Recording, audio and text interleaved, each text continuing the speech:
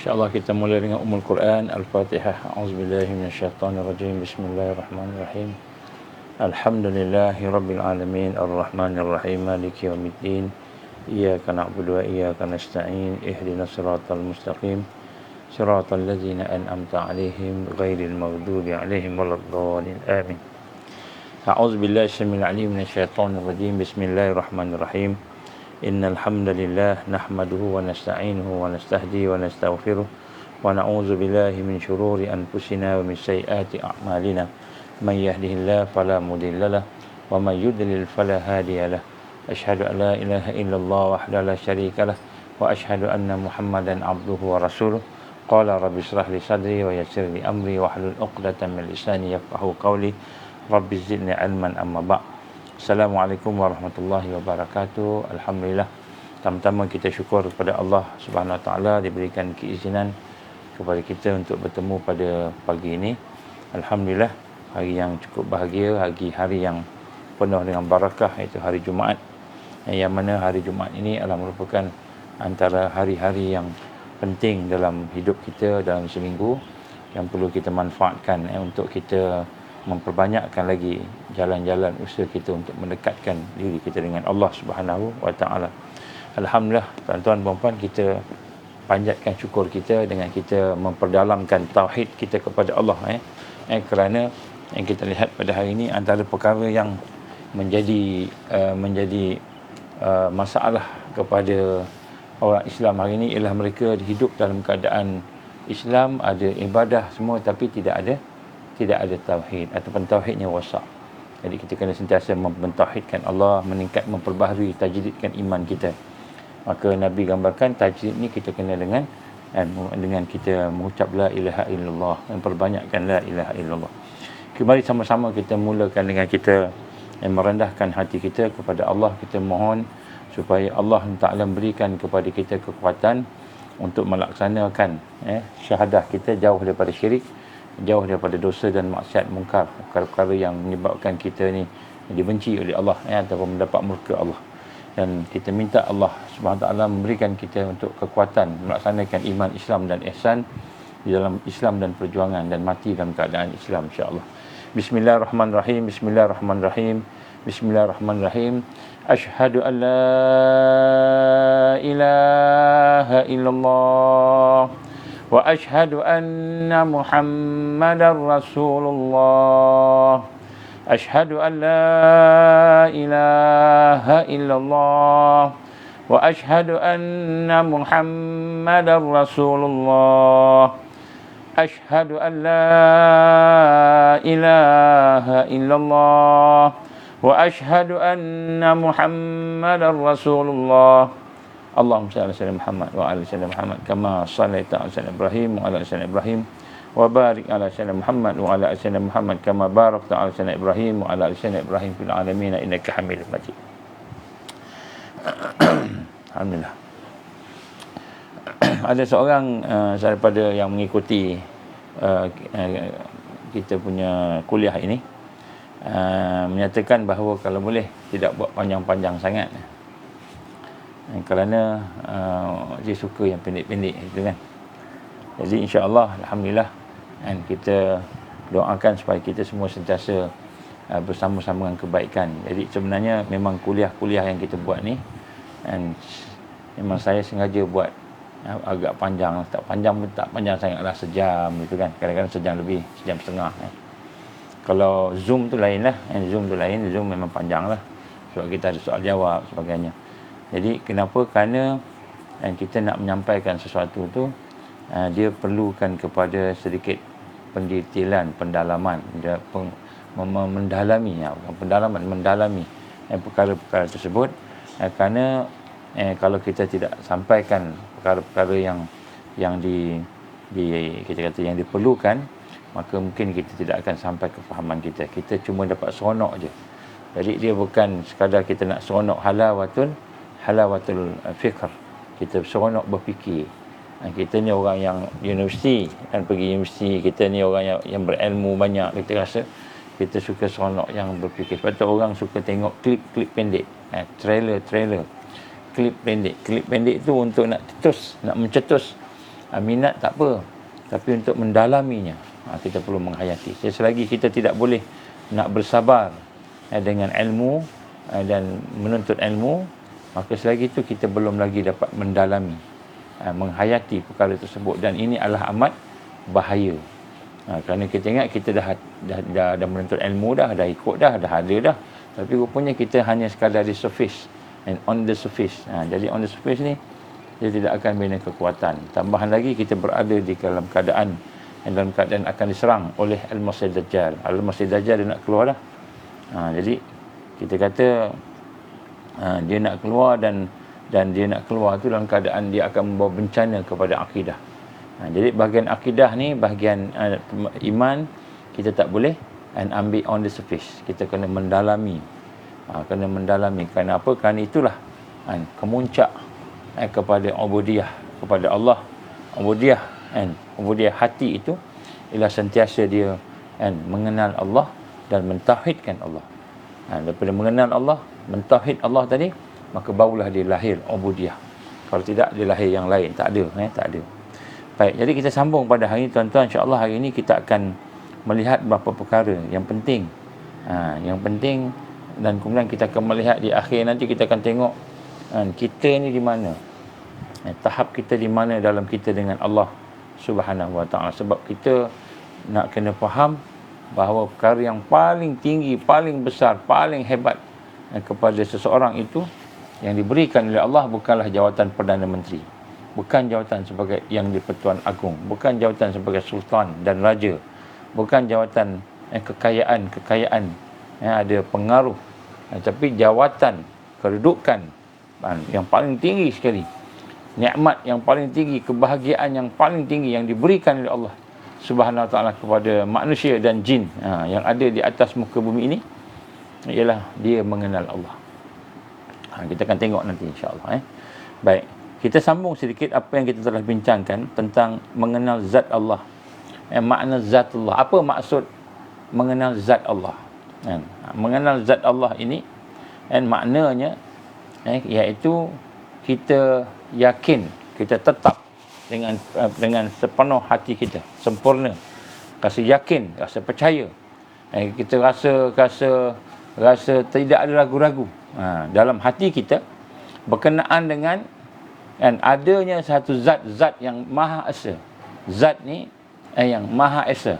Zat ni kalau kita kata sini maknanya hakikat kepada Tuhan itu, zat yang Allah yang Maha Esa. Maknanya dalam hati kita ada satu ketetapan, ada satu kepercayaan, yakin, kita rasa dalam hati kita wujudnya zat, wujudnya Allah Subhanahu Wa Taala, zat Allah ataupun zat Tuhan yang bernama Allah yang Maha Esa, dia saja tunggal, Wahidul Ahad, yang wahid, yang tunggal, yang esa, dan kemudian dia berkuasa dan berdiri dengan sendiri.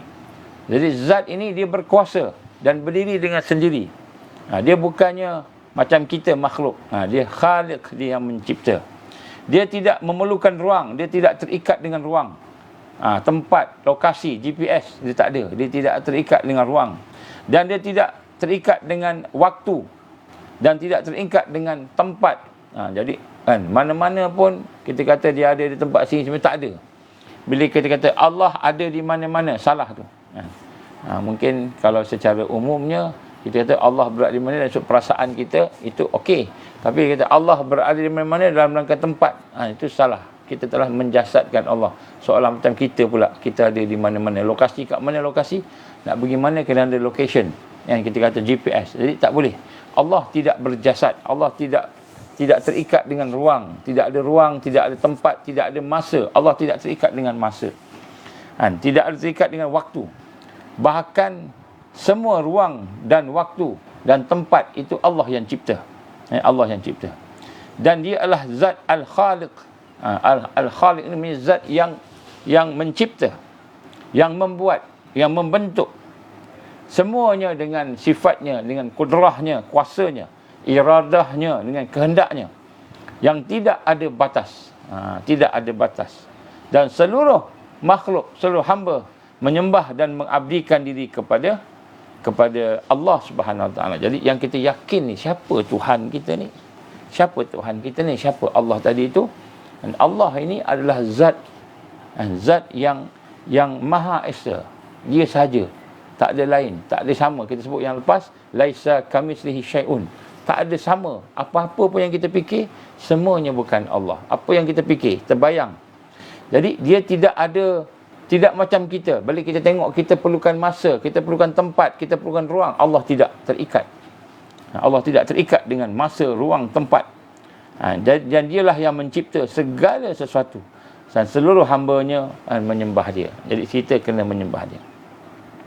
Jadi apabila kita menyebut nama Allah, asma ilahiyah, maka kita tidak boleh membayangkan Dia. Tak boleh bayangkan. Bila nak kenal Allah ni, kita nak kena faham, kita tidak boleh bayangkan Dia, tidak boleh menghayalkan Dia, tidak boleh merenung-renung, berfikir-fikir tentang bentuk, rupa, keadaan Allah, tak boleh. Sebab bila kita fikir renung rupa, bentuk dia, bila kata Allah Ar-Rahman, Allah Ar-Rahim, Allah Al-Malik, Al-Qudus, Al-Qahar, contohnya semua nama-nama Dia, kita tak boleh nak bayang, jangan bayangkan. Sebab kita yang bayangkan semua tu makhluk. Yang kita baru terfikir tu makhluk. Itu makhluk. Sebab bila kita baru terfikir, itulah dia baru ada kan. Sebelum tak ada kan, itu makhluk lah tu. Jadi Allah tidak boleh dibayang-bayangkan, tidak boleh dihayal-hayalkan, tidak boleh dipikir-pikirkan. Kerana apabila kita menghayalkan, merenung, berfikir begitu, pasti akan mensyirikkan Allah, pasti. Jadi Allah ni tidak sama, laisa kamitslihi syai'un. Jadi zat Allah, kita nak kena yakin, dia satu zat, Tuhan yang Maha Esa. Dia Esa, dia tak sama dengan yang lain. Dia wujud dan wajibul wujud. Wujud pula wajibul wujud. Wajib yang wujud, bukan macam kita. Kita ni boleh ada, boleh tak ada. Jadi kita nak kena rasa macam itu. Bahkan Rasul sallallahu alaihi wasallam telah menjelaskan dalam hadisnya. Salah satunya hadis yang diriwayatkan oleh Abdullah bin Abbas radhiyallahu anhu, tafakkaru fi kulli syai'. Kamu berfikirlah kepada segala sesuatu. Berfikirlah. Wala tafakkaru fi zatillah, tapi jangan kamu berfikir tentang zat Allah. Jadi tuan-tuan perempuan, nak kenal Allah, nak kenal zat Allah ni, kita tak boleh berfikir. Kita tidak boleh berfikir dengan membayangkan, menghayalkan. Dengan kita melihat, nak melihat, merasa, melihat apa-apa yang ada tu, tak boleh. Tidak boleh. Kita berfikir, bentuk rupa Allah tak boleh. Itu semua adalah syirik. So kita ni tak mampu. Angin pun kita tak boleh nampak bentuk rupa angin. Macam mana lagi Allah yang maha gaib. Angin tu kita gaib, mata tak nampak, boleh rasa je kan, dengan angin yang bertiup tadi. Maka hadis ini diperkuatkan oleh wahyu Allah. Sebab itulah kita kena tanamkan dalam diri kita ni surah Al-Ikhlas. Bismillahirrahmanirrahim. Qul huwallahu ahad, Allahus samad, lam yalid wa lam yulad wa lam yakul lahu kufuwan ahad. Jadi surah Al-Ikhlas ni kita kena baca banyak-banyak. Saya sebut dalam perjalanan menuju kepada Allah, sekurang-kurangnya seumur hidup kita dapat habiskan 100,000 kali. Kalau boleh lah. Ini kena boleh ni, kena bagi boleh ni. Ada orang dia dah buat dah 100,000 kali ni dalam masa 40 hari. Bagus ya. 40 hari dia buat. Jadi apa dia? Sebab bila kita menyatakan qul huwallahu ahad, katakanlah bahawa Allah itu adalah Maha Esa. Dia Maha Esa, dia tunggal, dia bukan satu, dia Maha Esa. Dia tidak ada yang sama, tidak ada yang sama dengan dia, Esa dia. Dan kemudian Allahus Samad, Allah lah tempat bergantung kepada segala makhluk, segala-galanya bergantung kepada Allah. Allahus Samad. Lam yalid wa lam yulad, dia tidak beranak dan tidak diperanakkan. Dia bukan macam manusia nak berkembang biak sebagainya, tidak. Dia Esa, tunggal. Walam yakul lahu kufuwan ahad, dan tidak ada seorang pun yang setanding dengan dia. Kesempurnaan dia mutlak kan, kesempurnaan dia mutlak, ketinggian dia mutlak, tak ada. Ini hati kita rasa macam tu, akal kita faham macam tu. Akal kita faham, tak boleh nak samakan dengan yang lain, tak boleh nak samakan dengan makhluk. Kemudian hati kita rasa begitu. Jadi kita pun faham, dialah Esa, dialah yang wajibul wujud, dialah mempunyai kesempurnaan sifat-sifatnya, maka hati itu pun tunduk, dan hati dia pun tunduk kepada Allah Subhanahu Wa Taala. Jadi sebenarnya surah ini asbabun nuzulnya, dia turunkan apabila ada seorang orang musyrik menyatakan, ya Muhammad, ceritakan pasal pada kami tentang salsilah Tuhan kamu. Tuhan kamu ni macam mana? Dia suruh cerita. Itulah keluar qul huwallahu ahad. Jadi al-ahad ini maknanya ialah suatu yang didukung dengan bukti-bukti. Kita boleh tengok kehebatan Allah dengan bukti sifatnya sebagainya, dan tidak ada keraguan pun dalam diri kita kalau kita berfikir dengan betul, tengok dengan betul kita tadi makhluk, kehebatan Allah tadi, maka tentulah Allah ni adalah yang tunggal. Allah tidak boleh ada banyak Tuhan, tak boleh. Kenapa tak boleh ada banyak Tuhan? Macam mana digambarkan di dalam cerita-cerita orang-orang barat ni kan, Tuhan ni banyak, anak Tuhan lah, Tuhan banyak macam cerita apa entah yang the war of God ni, apa ni yang panggil apa, peperangan antara Tuhan-Tuhan lah, banyak Tuhan dibayangkan. Tu semua syirik. Jadi bila kita tengok cerita tu, dia masuk dalam hati kita. Masuk hati kita apa? Tuhan ni ada, Tuhan ni ada, Tuhan ni ada, banyak macam itu. Jadi sebenarnya dia telah memprogramkan subconscious mind kita, sehingga susah nak kata ahadun. Jadi sebab itulah kita nak kena yakin dengan hal ini. Dan kalaulah ada di dalam kehidupan kita ni bagaimana perasaan, sangka, bayang-bayang. Kadang-kadang ada orang berpenyakit, ada penyakit syaitan bisik, Allahu Akbar, dia bisik Allah Akbar tu, tiba-tiba dia bayangkan Tuhan macam ni, Tuhan macam ini, Tuhan macam tu. Timbul lintasan. Hak tu semua makhluk. Kita pun Astaghfirullahalazim, kita pun ucap kalimah la ilaha illallah, la ilaha illallah. Kemudian lepas tu kita pun baca, continue baca. Itu semua lintasan. Kita jangan ambil berat. Biarkan. Itu lintasan. Jadi sebab tu macam mana nak buang lintasan tu? Tuan-tuan saya nak sebut kat sini. Lintasan tu datang dari mana? Dalam diri kita ni. Lintasan itu datang daripada otak kita, akal kita yang telah bercampur. Pemikiran kita dah rosak. Kita sekular dah hari ni. Contoh kita sekular, kita belajar kerana nak dapat kerja. Belajar 9A, 10A, SPM. Pergi masuk universiti supaya nak dapat kerja. Belajar kerana kerja. Dengan belajar kerana Allah. Itu pun dah sekular dah sekular, pisah. Dan itu pun dah melakukan syirik. Syirik yang kafir. Jadi kita tengok sini, kita dilatih daripada kecil lagi. InsyaAllah kalau sempat malam ni, kalau tak sempat mungkin minggu depan saya akan buat tentang bagaimana tipu daya Dajjal ni berkaitan dengan sekarang. Kita belajar daripada sekolah rendah, sekolah menengah, masuk mungkin tadikah lagi, sekolah rendah, sekolah menengah, masuk universiti. Kita belajar dasarnya tu nak cari dunia. Dasarnya. Kalau dia belajar agama pun nak cari dunia. Supaya apa? Besok boleh kerja dekat jabatan kerajaan, jadi mufti, jadi qadhi. Supaya dia boleh jadi menteri agama contohnya. Ada. Kalau baca Quran pun supaya boleh masuk pertandingan, supaya bacaan kita bagus, boleh jadi imam di masjid surau bulan Ramadan. Jadi ada benda dunia yang ada dalam ni. Jadi kita ni dah bukan lagi kerana Allah. Lillahi ta'ala tu dia jadi bercampur-campur. Maknanya dalam hati kita, dalam pemikiran kita dah ada syirik. Ini daripada education yang kita terima, daripada suasana yang ada. Kita tidak diproses untuk mentauhidkan Allah, mentauhidkan zat Allah. Tidak diproses. Dan sebab tu bila kita mula nak berbincang tentang zatullah itu, kita mula fikir logik. Allah tidak boleh fikir logik. Kita tak boleh fikir logik dengan zat Allah, tak boleh. Siapa yang berfikir logik, dia tak akan sampai pada kenal Allah dengan logik. Tak akan sampai. Mungkin boleh peringkat awal kita fikir secara umum, sains membuktikan kewujudan Allah, kekuasaan, sains itu semua adalah akal. Akal ni tak sampai ke hati. Kecuali hati. Hati inilah yang sebenarnya nak diyakini, nak ditanamkan keyakinan. Jadi hati ni perlu dibersihkan. Sebab tu fitrah manusia ni memang dia nak minta doa pada Tuhan yang maha berkuasa. Contohnya kita hebat macam mana pun mesti ada masalah. Bila masalah tak boleh selesai, mesti minta ke Allah. Tak kira agama ke tak ada agama. Ada agama tak ada, semua akan minta ke Allah. Semua manusia. Hebat macam mana? Siapa? Sultan pun minta ke Allah. Raja minta ke Allah. Kan? Orang kaya, yang kaya tak ada kemiskinan, kaya semua. Dia akan minta pada Tuhan satu hari Satu saat dia akan minta kerana dia akan berhadapan dengan masalah. Paling kurang dia akan dia minum arak nak bagi hilangkan dia punya pening kepala masalah dia. Lepas tu dia akan minta I wish. I wish. Dia kata I wish tu saya berharap. Saya berharap dia tu doa.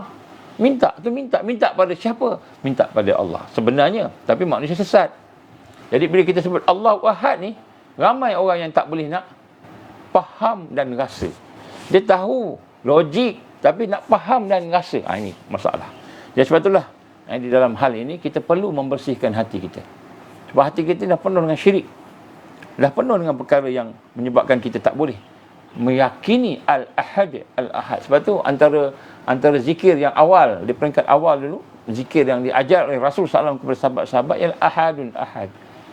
Bilal kena seksa, Ahadun Ahad. Dalam perang Badar nak lawan kafir musyrikin. Zikir yang Nabi suruh sahabat-sahabat baca ketika berperang, Ahadun Ahad. Ahad. Kita ni buat sesuatu kerana Allah. Allah yang esa. Dan Allah sahaja, bukan kerana nafsu, bukan kerana nak selamatkan diri, bukan kerana lain. Ahadun mentauhidkan Allah. Sebab tu qul huwallahu ahad ni senang disebut. Tapi kita nak rasa dalam hati kita ada satu zat yang Maha Esa, yang wajibul wujud, wajib adanya dan Maha Esa. Dialah yang mencipta segala-galanya, yang maha sempurna penciptaan dia. Macam mana nak sempurna penciptaan dia? Yang ada kat kita ni pun dia yang cipta. Mata kita boleh melihat, telinga kita boleh mendengar, darah kita, sel kita, semua kehidupan yang ada pada alam ini semua adalah ciptaan Allah.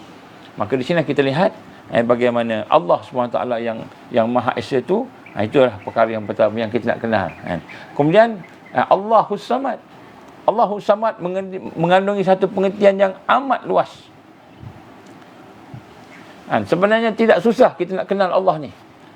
Apa tanda kita nak kenal Allah, nak kenal zat Allah, zat yang maha sempurna tadi? Hati kita sebenarnya merasai memerlukan dia. Kita perlukan Allah sebenarnya. Tapi oleh kerana ego kita sombong, kita lalai kita, ilmu kita yang telah menjadikan kita seorang yang ego. Jadi kita tengok hari ni kan, ilmu kita, sekolah jadi kuil. Sekolah menjadi kuil. Menjadi kan tempat sembahan. Universiti menjadi kuil, bukan universiti menjadi masjid yang mentauhidkan Allah. Universiti menjadi kuil. Kenapa? Dia mensyirikkan Allah. Melakukan perkara-perkara yang mensyirikkan Allah. Buat satu kerana dunia. Allah suruh kerana Allah je. Wa ma umiru illa liya'budullah mukhlishina lahuddin. Tidaklah aku perintahkan kepada kamu, melainkan kamu memurnikan, mentauhidkan Allah tadi dalam setiap perkara yang kita lakukan. Jadi sekolah jadi kuil, menyembah dunia, universiti menjadi kuil. Ini sistem yang ada pada hari ini. Saya tak nak masuk ke situ banyak sangat, tapi nak sebut sini menyebabkan kita susah betul nak merasai Allahu Ahad tadi. Tetapi bila sebut Allahus Samad, Allah tempat bergantung segala makhluk, kita senang nak kenal Allah sebab dalam hati kita memang kita rasa perlukan Allah. Terutamanya bila kita ada masalah. Bila kita ada masalah, mesti kita rasa memerlukan kepada kuasa yang maha hebat, raja yang maha berkuasa. Jadi kita lihat ni. Jadi itu Allahus Samad, pengertiannya amat luas, meliputi jiwa, meliputi akal. Maksudnya Allah mengisyaratkan bahawa yang pertama sekali bahawa memang kita perlukan Allah. Kalau kita sakit kan, contohnya, tak ada ubat. Jumpa sana, jumpa sini, tak sembuh-sembuh. Allah kita minta. Kita miskin, nak kerja tak dapat, kena buang kerja, Allah kita minta. Jadi kita lihat dalam hati kita sebenarnya memang memerlukan Allah. Sebab tu Allahus Samad ini sebenarnya satu yang tidak perlu, tidak payah untuk kita faham. Kita tengok hati kita sendiri. Memang kita perlukan kepada Tuhan yang maha sempurna, yang maha hebat, yang maha kaya, yang maha berkuasa. Ini sifat kita. Jadi sebenarnya tak susah nak kenal Allah ni. Jadi di situlah kita lihat bahawa kita boleh minta kepada Allah tanpa perantaraan, tanpa makhluk. Tak payah nak minta ke kubur, tak payah. Tak payah nak minta kepada manusia supaya sampaikan kepada Allah, tak payah. Kita sendiri boleh cakap dengan Allah. Direct. Minta ke Allah Subhanahu wa taala. Allahus Samad. Tidak perlu kepada perantaraan. Kerana itulah merupakan kekuasaan Allah Subhanahu wa taala. Allah Maha mengetahui, Maha mendengar. Nampak? Jadi qul huwallahu ahad. Allahus Samad. Lam yalid wa lam yulad. Allah tidak beranak dan tidak diperanakkan. Inilah Maha Suci Allah. Maksudnya Allah bukan makhluk macam kita. Kita perlukan kepada mak ayah untuk ada. Allah tak perlu. Jadi Allah SWT dia Maha Esa. Kemudian walam yalid walam yakul lahu kufuwan ahad, dan tidak ada siapa pun yang sama dengan dia. Jadi qul huwallahu ahad ni baca. Baik, apabila kita mula memahami bahawa bagaimana kita nak mula mentauhidkan Allah, hanya mentauhidkan zat Allah. Zat yang Maha Esa, yang wajibul wujud, yang Maha Esa. Zat yang mencipta, dialah pencipta, dialah berkuasa. Zat yang menguasai kita. Kita nak rasa dalam hati kita itu, maka di sinilah kita lihat dalam perjalanan itu kita akan mengenal Allah semampu kita yang diberikan oleh Allah. Yang diberikan oleh Allah. Jadi kita nak kenal, kita baru kenal mungkin perbuatannya, sifatnya, tapi kita belum kenal lagi Allah, zat Allah yang sebenar, rahsianya. Rahsia zat Allah yang sebenar ni hanya Allah yang Maha mengetahui. Kita tak akan kenal. Sebab tu kita mengenal Allah sehingga maksimal. Dan bagaimana peringkat-peringkat kita untuk nak mengenal Allah tadi? Peringkat-peringkat kita untuk mengenal Allah tadi, maka para ulama kita menyatakan makam untuk mentauhidkan zat Allah ini merupakan makam yang paling tinggi. Nak kenal Allah ni, kita kena mentauhidkan zat Allah. Kita kena mentauhidkan zat Allah. Maknanya zat Allah ni kita sebut tadi wajibul wujud. Wajibul wujud nombor satu. Maknanya dia adalah merupakan zat yang wajibul wujud. Yang ada semua ni tidak akan ada melainkan adanya dia. Yang ada ni sebenarnya tak ada. Allah adakan. Wajibul wujud, nak kena rasa dalam hati kita. Kemudian dialah yang esa, tak ada yang sama dengan dia. Siapa yang menyamakan makhluk dengan Khalik, maka dia bodoh, dia jahil. Jadi hakikat jahil ni bila kita samakan makhluk dengan Khalik, pencipta dengan yang dicipta. Kita makhluk, kita dicipta. Jadi bila kita samakan tu, maknanya kita bodoh lah tu, jahil lah tu. Jadi kalau kita samakan ayah dengan anak kan, ayah dengan anak, tak akan sama. Walaupun muka mungkin dekat-dekat sama, tak akan sama kan? Tak akan sama. Itu ayah dengan anak kan. Apa lagi Allah Al-Khaliq yang mencipta dengan yang dicipta, makhluk, tak akan sama. Jadi bila kita merasakan bahawa bila kita boleh mengesakan zat Allah tadi, itulah makam tertinggi di dalam mentauhidkan Allah. Maka para ulama kita menggambarkan ada 3 peringkat. Macam mana kita mahu mentauhidkan Allah. Af'alnya, perbuatannya tadi, sifatnya, namanya dan zatnya. Sifat dan nama tu kita boleh samakan, dan zatnya. Jadi kita sekarang ni membincang tentang ma'rifatullah, macam mana nak mentauhidkan zat Allah. Jadi untuk itu 3 jenis manusia. Yang mana kalau yang pertama sekali tuan-tuan dan puan pada pagi ni, saya nak sebut, dalam hati kita ada perasaan nak kenal Allah, ada usaha nak kenal Allah, ada perasaan nak kenal Allah. Itu pun dah baik dah. Itu dah baik dah. Sebab tak ramai manusia nak kenal Allah. Maka manusia yang nak kenal Allah ni, maka dia mempunyai 3 peringkat. Ma'rifatu fi zatillah. Yang pertama sekali disebut sebagai at-tafriqah. At-tafriqah. Iaitu di mana keadaan seseorang itu yang hatinya pemikirannya menyaksikan semua sesuatu itu milik Allah. Jadi bila kita mula melihat pokok, melihat gunung, melihat langit, melihat diri kita sendiri, melihat keluarga kita, melihat segala yang ada dalam yang berlaku dalam hidup ini, kita mula menyaksikan dalam hati kita, rasa dalam pemikiran kita faham bahawa itu adalah milik Allah. Dan kita menyaksikan bahawa Allah sangat dekat. Sangat dekat. Allah sangat dekat dengan kita. Paling dekat sekali daripada yang lain. Kalau kita kata Allah gambarkan Dia lebih dekat daripada urat leher kita kan. Lebih dekat daripada urat leher. Maksudnya Allah paling dekat. Kita merasakan gitu, maka itu disebut peringkat yang pertama dalam mengenal Allah. At-tafriqah. Untuk mentauhidkan Allah. Maknanya, bukanlah kita kata dekat tu dalam konteks lokasi GPS tadi. Dekat jauh itu tak.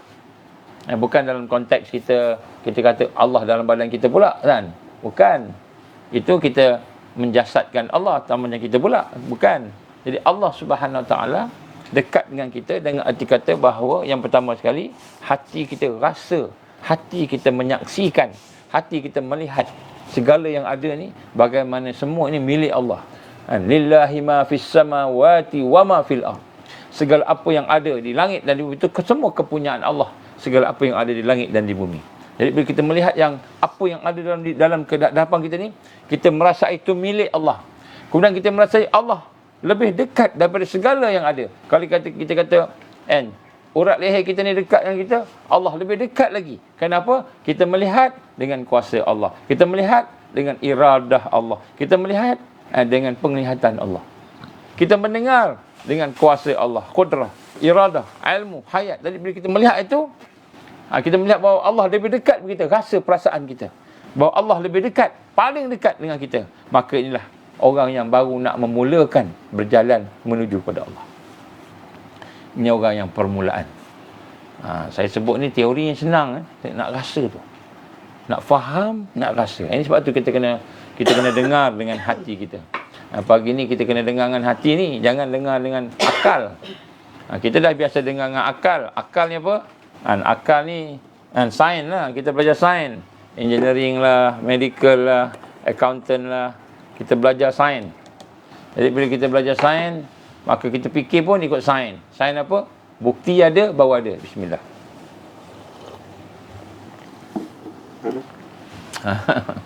Ya. Jadi kita tak nak fikir sahaja. Fikirlah. Tapi kita nak merasai dengan hati kita. Jadi apa yang kita nak rasa, ini perjalanan pertama nak kenal Allah. Apa yang berlaku di hadapan kita, bergerak, diam, kan? Benda yang suka, nikmat, benda yang duka, bencana. Benda yang menyenangkan, benda yang menyusahkan. Qada dan qadar kita. Apa sahaja yang kita lihat, apa sahaja yang kita dengar, apa sahaja yang kita tahu. Dalam depan mata kita ni, hati kita nak kena rasa, akal kita nak kena faham, itu milik Allah. Itu milik Allah.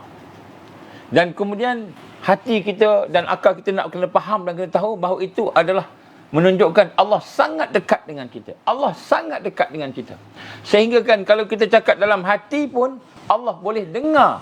Allah boleh tahu apa yang ada dalam hati kita. Orang lain tak tahu cakap dalam hati kita seorang-seorang. Orang lain tak tahu. Siapa pun tak tahu. Kan? Malahan dalam hati kita, malaikat pun tak tahu. Kan? Malaikat pun tak tahu. Kalau kita bisik dalam hati kita pelan-pelan, malaikat pun tak tahu. Seorang tak tahu, tapi Allah mengetahui. Allah tahu. Bahkan Allah akan tengok hati kita. Allah bukan tengok fizikal sahaja. Sebab fizikal ni lahir daripada apa yang ada di dalam. Kan? Innallaha la yanzuru ila suwarikum. Sungguh Allah tidak melihat apa yang ada kat luar. Kan? Pada tubuh badan kamu. Walakin yanzuru ila qulubikum. Malahan Allah melihat apa yang ada pada hati kamu. Jadi, kita bisik pun, kita cakap dengan Allah sikit dalam hati pun, Allah tahu. Terdetik aja dalam hati kita niat pun Allah dah tahu. Ini yang maha, ini kita maha berkuasa tadi. Zat yang maha berkuasa tadi. Yang maha mendengar. Yang maha mengetahui. Yang maha bijaksana. Jadi, perjalanan pertama orang yang menuju kepada Allah untuk memproses supaya kita mengenal Allah tadi, nak mentauhidkan perbuatan Allah, nak mentauhidkan sifat Allah dan mentauhidkan zat Allah tadi, maka yang pertama sekali peringkatnya sebut at-tafriqah, iaitu peringkat di mana kita menyaksikan segala yang ada ini milik Allah. Bila hati kita mula merasai inna lillah, sesungguhnya semua itu daripada Allah, maka itulah maknanya kita dah mula nak mengenal Allah. Bila hati kita mula rasa Allah izin, contohnya berlaku sesuatu kan, kita nak beli apa-apa tak jadi, Allah izin, Allah izin, Allah izin berlaku ni, Allah izin, baik, alhamdulillah. Buruk, inna lillahi wa inna ilaihi raji'un. Ya Allah, aku bersabar ya Allah. Jadi bila kita mula melihat setiap sesuatu itu adalah merupakan perkara yang milik Allah, dan kita rasa Allah dekat dengan kita, rasa Allah dekat dengan kita, maka itulah permulaan untuk kita berjalan mendekati Allah, nak mengenal Allah.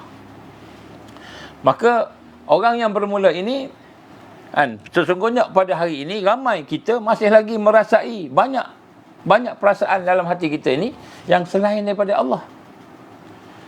Selain daripada Allah. Bila kita berjaya, kita rasa kita yang menjayakan benda tu. Perbuatan kita kata ni aku yang pandai ni, sebab tu aku berjaya. Ni syarikat ni aku punya. Dia kata aku punya. Contohnya. Padahal syarikat tu Allah punya. Kita ni diamanahkan. Habis aku yang berusaha, aku yang menjayakannya. Yang berusaha menjaya itu Allah yang bagi kudrahnya kepada kita. Allah yang bagi iradahnya kepada kita. Ada orang dia nak berjaya, tiba-tiba tak berjaya, banyak kan yang gagal, ramai. Ada orang nak kaya, tiba-tiba miskin, ramai. Jadi maknanya kehendak kita ni tidak boleh mengatasi kehendak Allah. Kita nak kaya, kita nak berjaya, tapi tiba-tiba gagal, tiba-tiba miskin. Maknanya kehendak Allah mengatasi kehendak kita. Kita hubungkan dengan Allah. Bila kita boleh mula menghubungkan setiap sesuatu ni milik Allah, kemudian setiap sesuatu itu menunjukkan Allah sangat dekat dengan kita, maka itulah mula berjalan, kita mula berjalan menuju kepada mengenal Allah. Kalau kita tak rasa hak ni, kita belum lagi, walaupun kita hafal lah sifat-sifat Allah tadi, nama-nama Allah dah hafal lah. Jadi pada hari ini manusia sebenarnya masih ada rasa-rasa yang banyak. Dia merasai Allah ada, tetapi dia rasa juga dirinya ada. Dirinya ada. Diri ini mentauhidkan Allah tadi, perbuatan tadi. Merasai yang lain ada. Jadi semua ni sebenarnya perasaan kita, sebenarnya yang ada hanyalah Allah, perbuatan Allah. Ini saya ulang lagi sekali, nak sebut kat sini. Jangan kita kata semuanya Allah. Kalau gitu macam mana kalau orang tu buat maksiat, itu pun Allah punya perbuatan. Tak payah. Ni perbahasan ni saya dah cerita sebelum ni, panjang dah cerita jalan. Cuba dengar cerita sebelum ni. Jadi kita walaupun begitu, kita kena meletakkan syariat di depan. Kali ni kita dah cerita banyak kali. Jadi nak sebut kat sini, nombor satu, perjalanannya ialah apabila kita merasai Allah itu ada, dan merasai Allah itu sangat dekat. Sangat dekat. Maka kita dah mula berjalan menuju ini baru permulaan perjalanan. Kalau kita hafal asma Allah, 99 nama Allah, kita boleh sebut satu-satu, tapi tak ada satu pun yang menyebabkan kita merasai bahawa itu milik Allah, bahawa itu adalah, bahawa Allah dekat dengan kita. Maka itu maknanya kita belum lagi masuk dalam perjalanan untuk mengenal Allah. Belum kenal lagi. Baru dipanggil tengok kulit dia, kat kulit dia. Tak masuk lagi buku.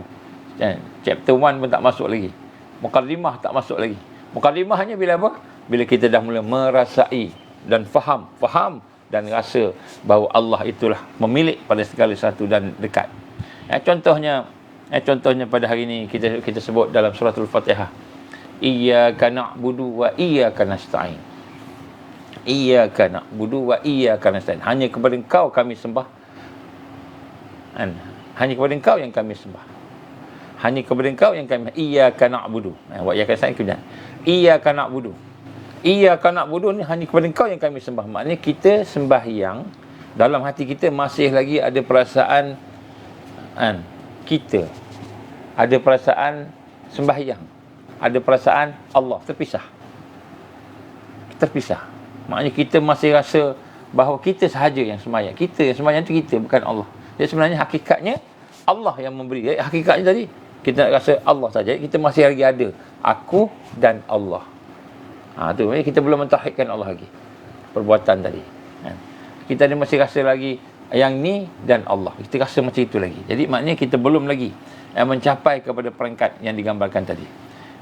Maka makam tafriqah ini, kita masih ada lagi rasa diri kita, masih ada lagi rasa diri makhluk tu, Dan masih lagi, dan mungkin kita ada juga rasa Allah, jadi Allah.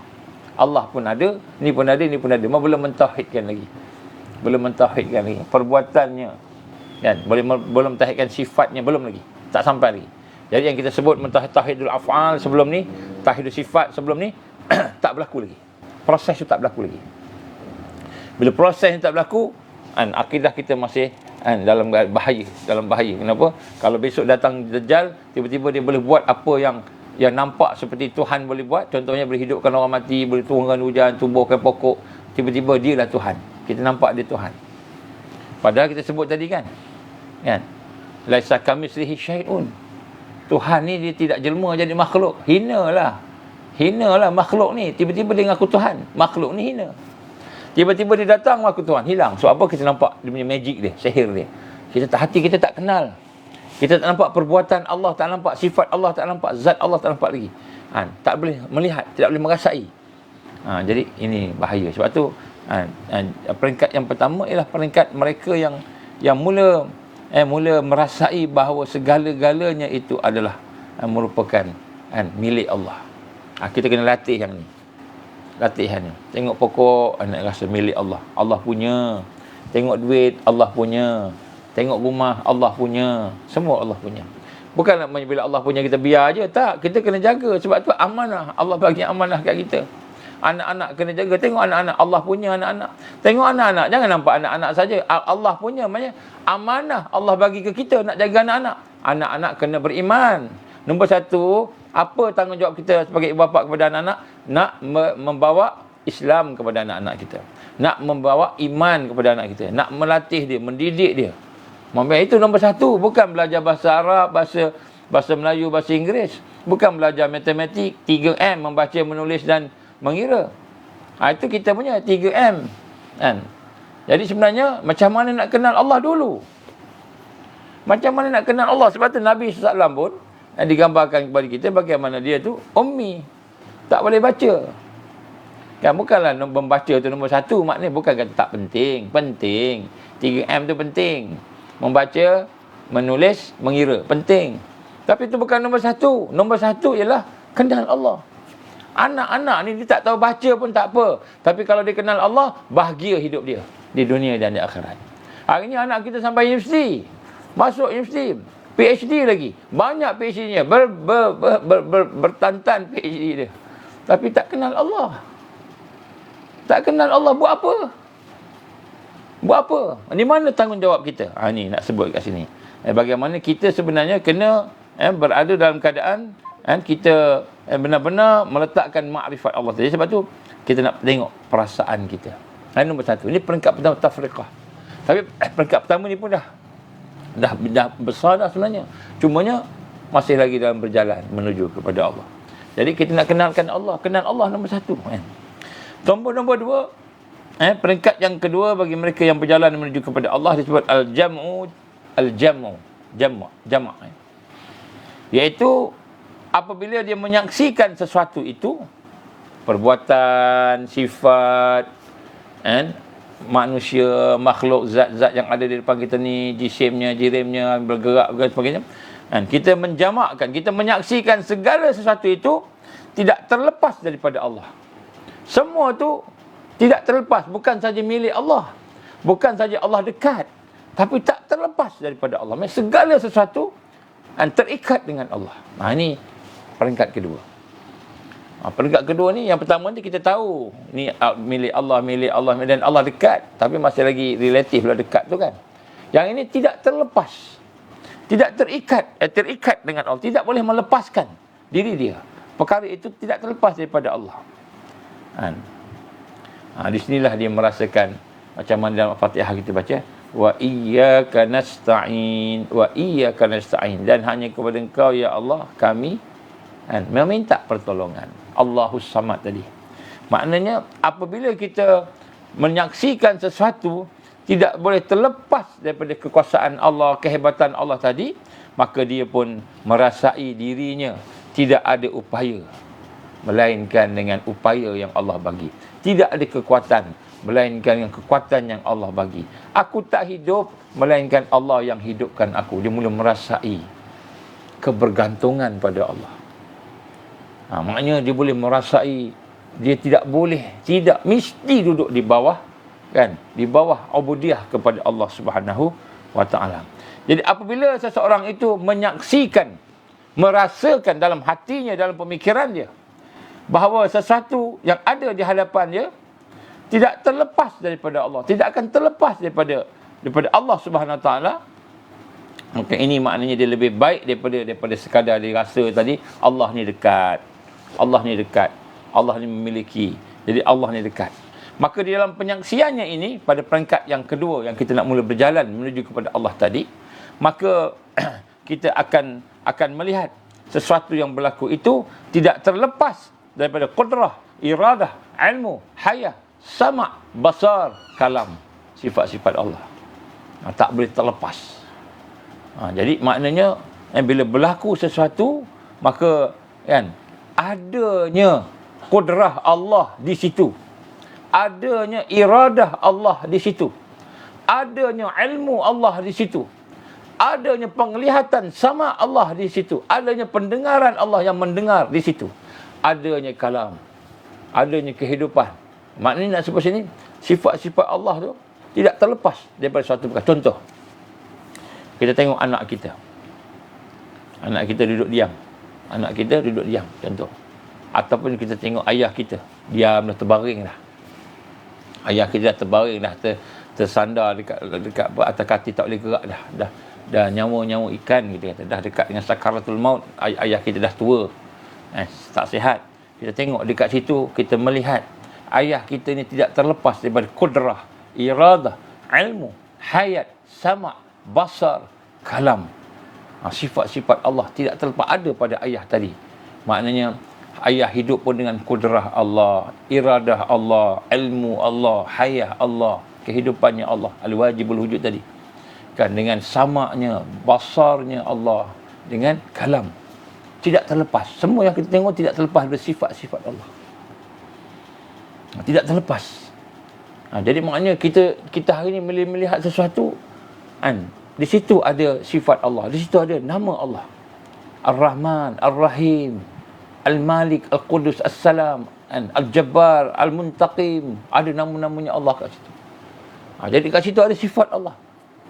Sifat Allah, qudrah, iradah, ilmu, hayat, sama', basar, kalam. Kan? Jadi kita tengok, bila melihat sesuatu tidak terlepas tadi, maka di sinilah maknanya kita dah mula meningkat kepada satu peringkat yang kedua, disebut al-jama'u. Maknanya kita mula melihat sesuatu dan kita mula merasai bahawa kita tidak boleh terlepas daripada Allah. Bismillah. Maknanya tidak boleh terlepas ni apa, tuan-tuan?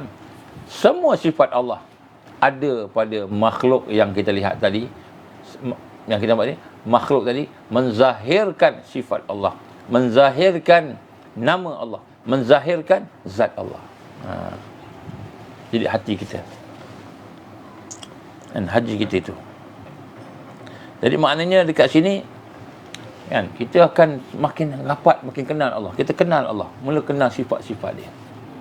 Hati kita boleh menyaksikan tidak ada sesuatu melainkan semuanya itu terikat dengan perbuatan Allah, sifat Allah, nama Allah dan zat Allah.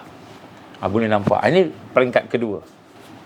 Jam'u kata para ulama kita, para ulama yang mengkaji, muhaqqiqin, al-jam'u ini maknanya, kan, semua perkara yang dilihat tu, kan, terikat dengan sifat-sifat Allah, nama-nama Allah. Maka hati kita rasa apa?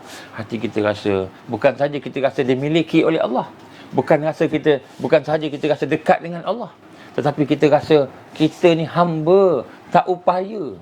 Kita ni dhaif, Allah yang kuat. Kita ni lemah, Allah yang maha perkasa. Kita ni terbatas kemampuan kita, Allah yang maha melangkaui batas. Tak ada batas pada Allah. Kita ni hina, Allah yang maha mulia. Jadi baru kita rasa sifat hamba kita. Di sinilah baru berlaku ubudiyah, lillahi wahdah. Barulah berlaku pengabdian dalam setiap aspek. Baru kita kata, oh, aku nak pergi kerja ni, nak pergi kerja, nak keluar rumah, kita baca bismillahirrahmanirrahim. Bukan lagi baca bismillah sebab sunnah. Bukan. Walaupun sunnah.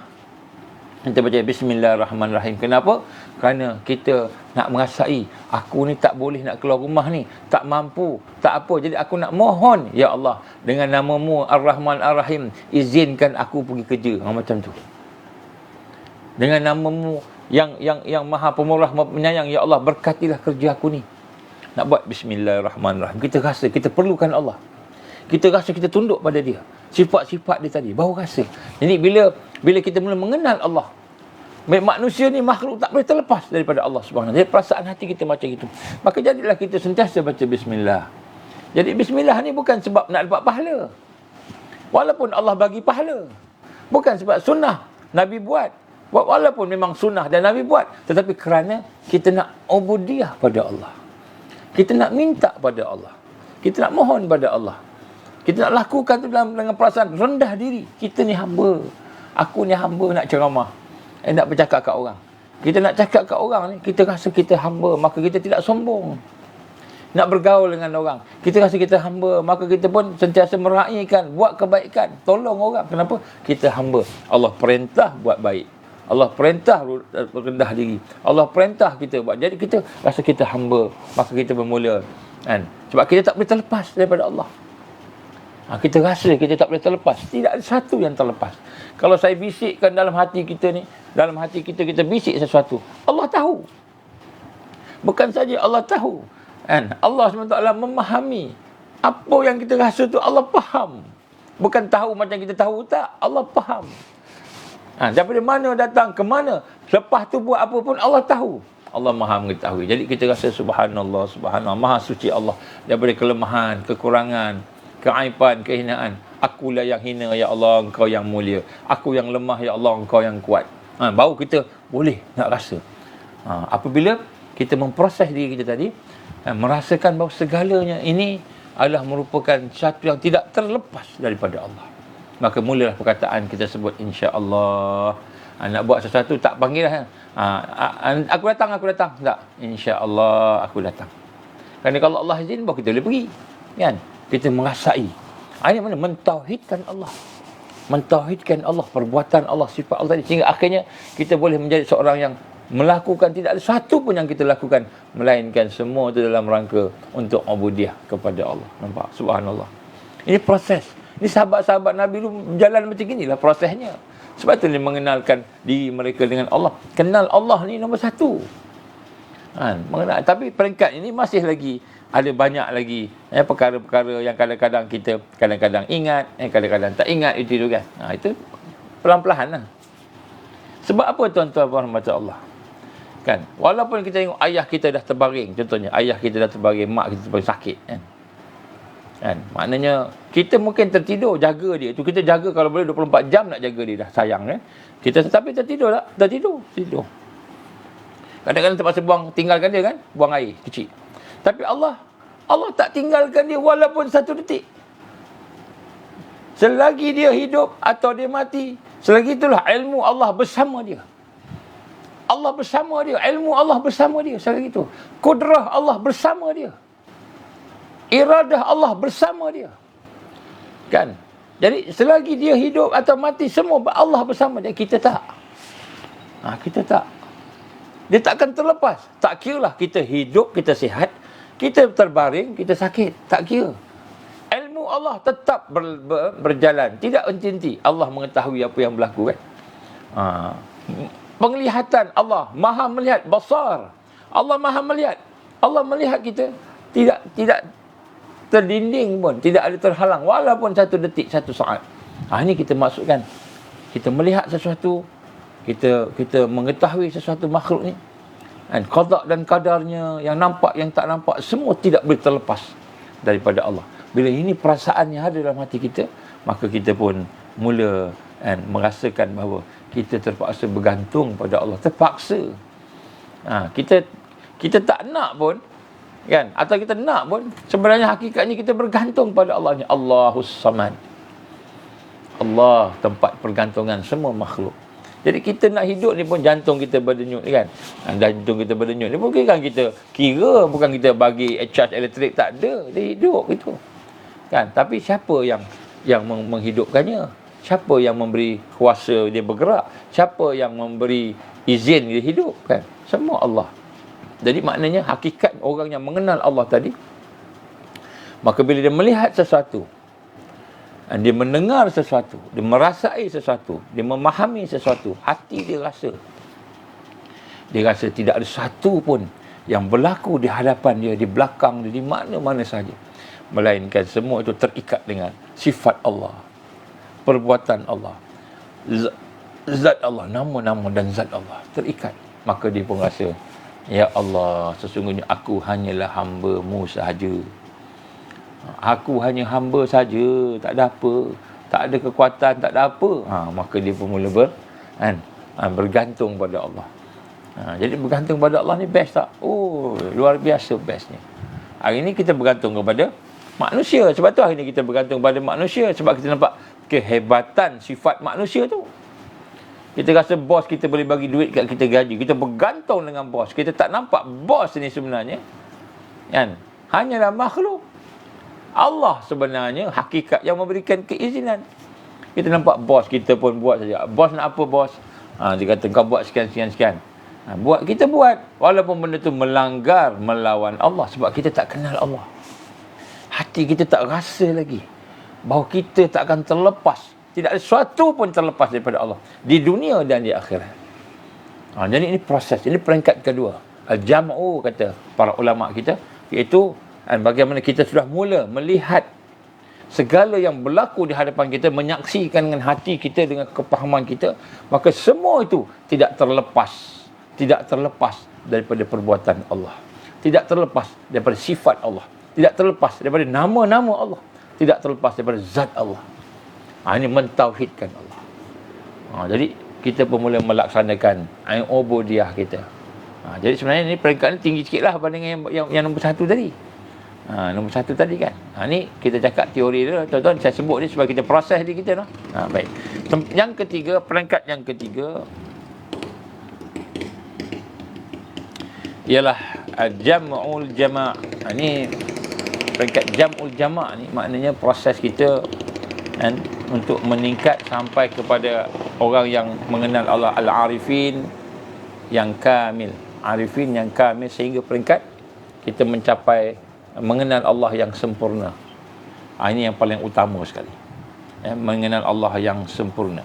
Iaitu kita melihat pada masa itu seseorang yang telah memula, bila kita dah mula, bila kita dah mula melihat sesuatu, melihat perkara berlaku, qada qadar yang berlaku, sakit, sihat, nikmat, balak, bencana, apa sahaja yang berlaku tadi, mula melihat tidak ada satu pun yang terlepas daripada Allah Subhanahu Wa Taala, perbuatan Allah, kita kata sifat Allah, nama Allah, zat Allah tadi, maka kita pun mula menyaksikan, menyaksikan orang itu akan mula memproses diri kita, sehingga akhirnya tidak ada lagi dia melihat sesuatu itu, melainkan dia akan melihat pencipta kepada sesuatu itu.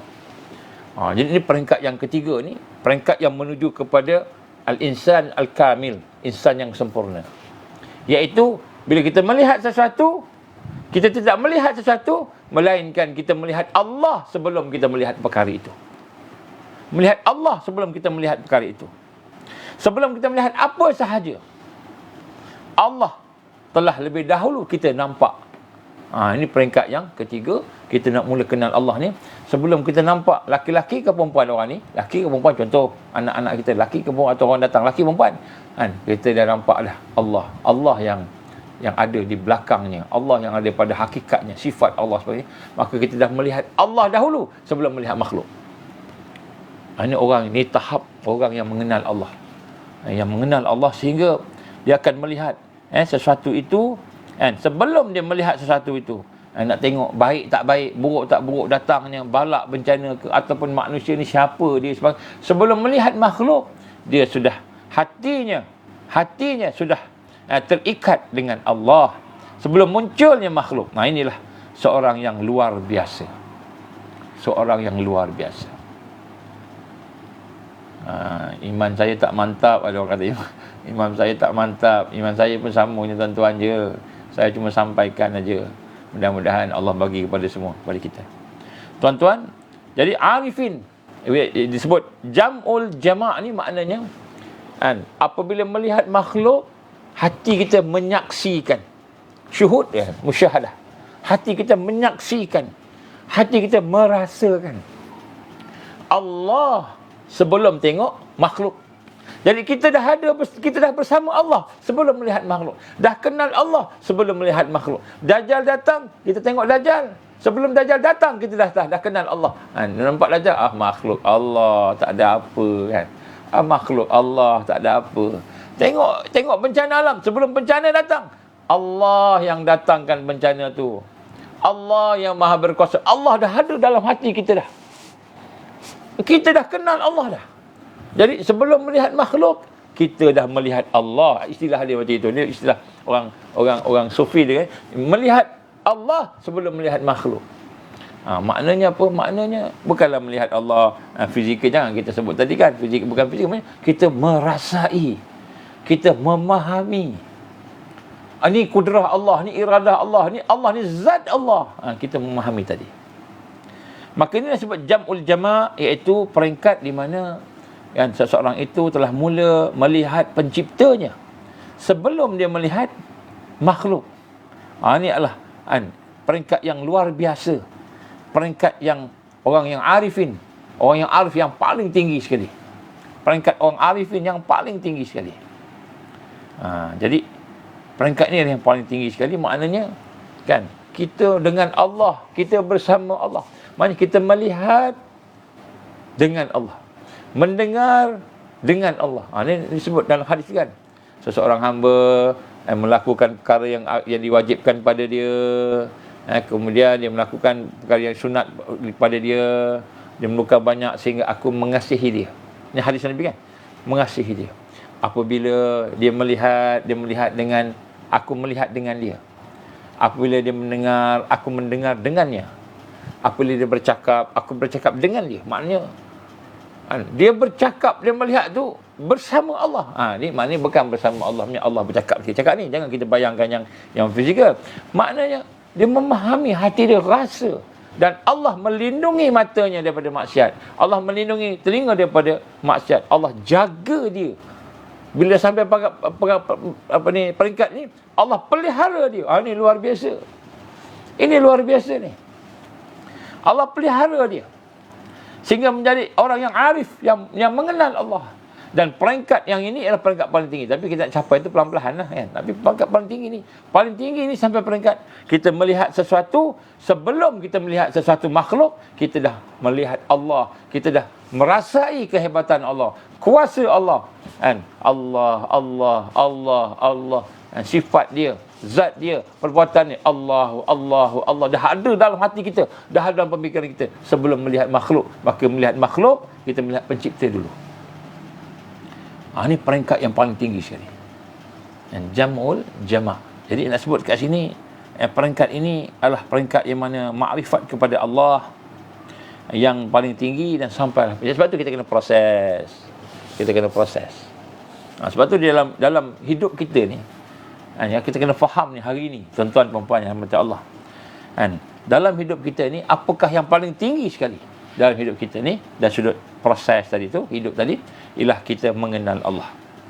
So mengenal Allah ni, makrifat kepada Allah ni adalah merupakan kedudukan yang paling tinggi yang diberikan oleh Allah kepada manusia dalam dunia ni. Jadi dalam banyak-banyak manusia, bukan di PhD dia paling tinggi, paling mulia, tapi tak kenal Allah. Bukan dia jadi presiden, Perdana Menteri paling mulia, tapi tak kenal Allah. Bukan jadi raja-raja, sultan dan sebagainya paling mulia, orang kaya paling mulia. Bukan. Paling mulia ialah orang yang diberikan oleh Allah, dipilih untuk mengenal dia. Ini yang paling mulia sekali. Yang paling tinggi sekali diberikan oleh Allah kepada makhluknya ialah untuk makrifat kepada dia, makrifat kepada Allah. Ada orang sembahyang hari ni, ada orang sembahyang,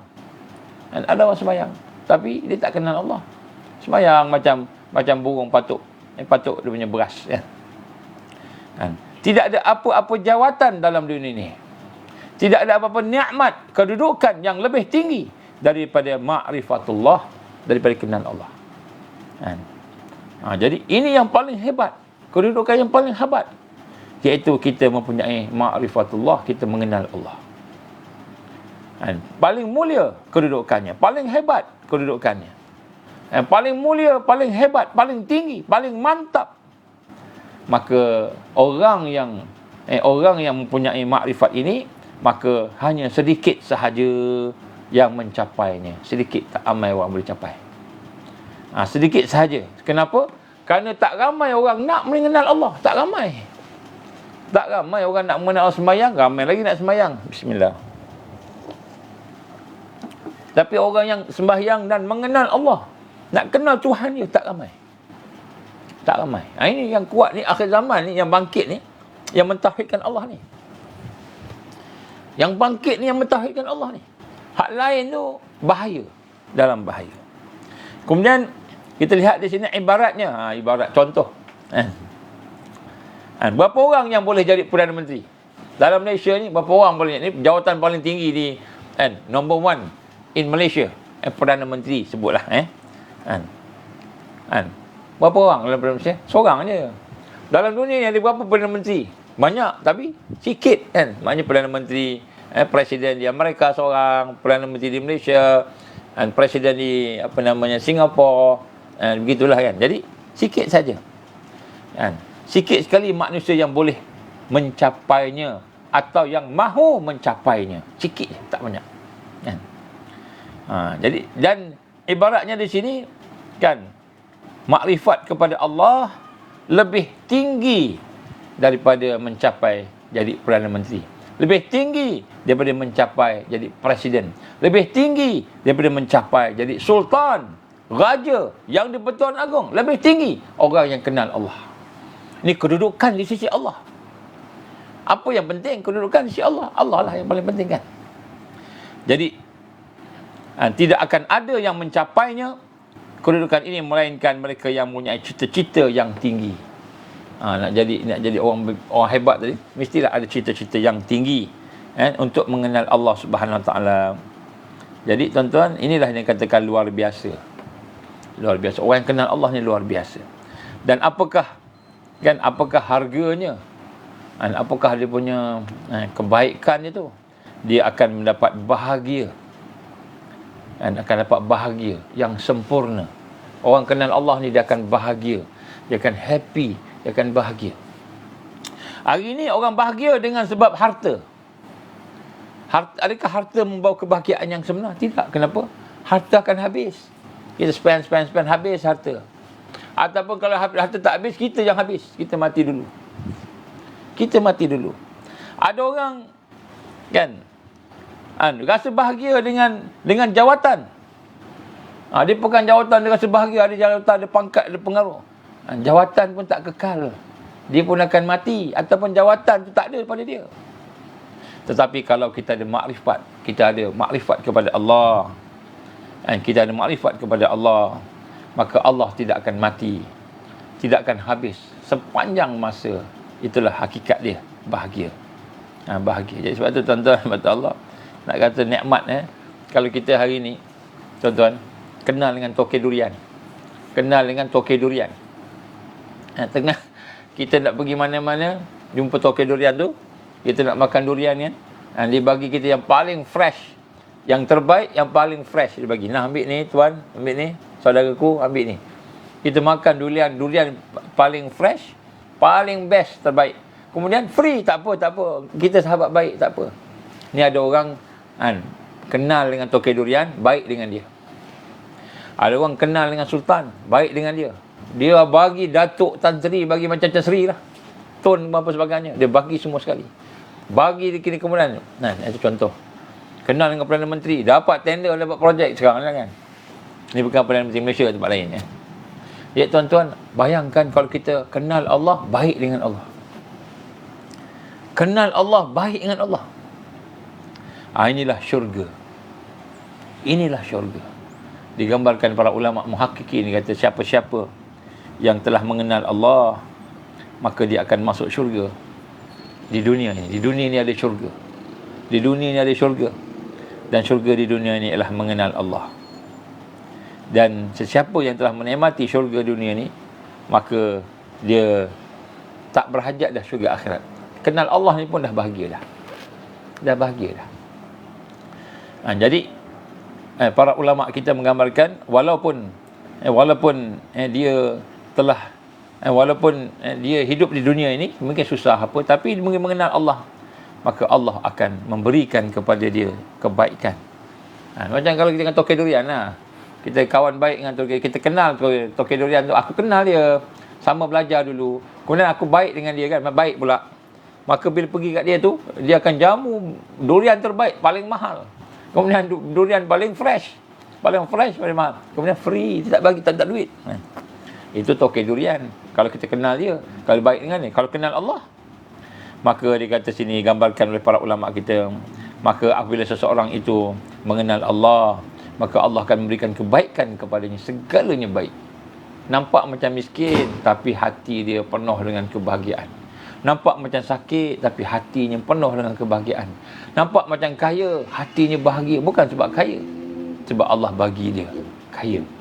Sebab Allah bagi dia kaya dengan makrifat kepada dia tadi. Maka di sini kita lihat kenapa orang-orang yang makrifat kepada Allah tadi bahagia. Kerana apa dia rancang, jadi. Apa dia nak, jadi. Apa dia nak, macam dalam syurga. Macam dalam syurga. Di dunia ni. Tapi jangan kita rasa dia nak kaya, nak jadi orang. Tak, dia bukan nak cari yang itu. Maka Allah akan bagi. Kenapa Allah beri kepada dia? Kebanyakan yang dia minta tu, jadi. Doa dia mustajab. Kenapa? Kerana dia merancang bersama-sama Allah. Bila dia merancang bersama Allah, maka perancangannya pasti jadi. Allah bagi. Kita hari ni, kita rancang juga, kita plan juga, seorang-seorang. Kita plan seorang-seorang. Atau plan dengan kawan-kawan kita, tak plan dengan Allah, tak ada minta pun ke Allah. Tak ada minta pun Allah, tak rasa pun Allah yang Maha berkuasa. Kita rancang. Lepas tu perancangan kita gagal. Tak sampai. Orang yang mengenal Allah tadi, dia rancang, dia nak buat benda tu pun, dia bersama-sama dengan Allah Subhanahu Wa Taala. Kerana apa? Kerana dia, apa yang dia kendaki sebenarnya adalah apa yang Allah kendak pada dia. Saya tak kisah. Miskin pun tak apa. Tapi apa yang Allah kendak pada dia, itu yang dia nak. Jadi maknanya dia buat sesuatu, Allah bagi terus. Dia bagi tu, Allah bagi terus sebab dia rancang bersama Allah. Ini orang yang arifin. Arifin. Jadi orang yang sampai kepada makam ini, peringkat ini, maka dia akan merasai kelazatan hidup, jiwanya, spiritualnya tidak ada tandingan, dan kelazatan ini melebihi daripada kelazatan syurga. Ini digambar para ulama kita yang muhakiki ni, ulama yang dah memahami akan hakikat kita kata iman, makrifat Allah. Jadi Allah bagi begitu. Itulah insya-Allah sikit sebanyak apa yang mampu saya cuba sampaikan, kongsikan pada hari ini. Mudah-mudahan ada kebaikan, ambillah sebagai satu panduan. Siapa yang masuk lambat ni, minta tolong tengok daripada awal, siapa yang rasa tak mampu nak tengok banyak-banyak, panjang-panjang, tengok sikit-sikit tapi tengok sampai habis. Tak apa, tengok sikit-sikit, tengok habis.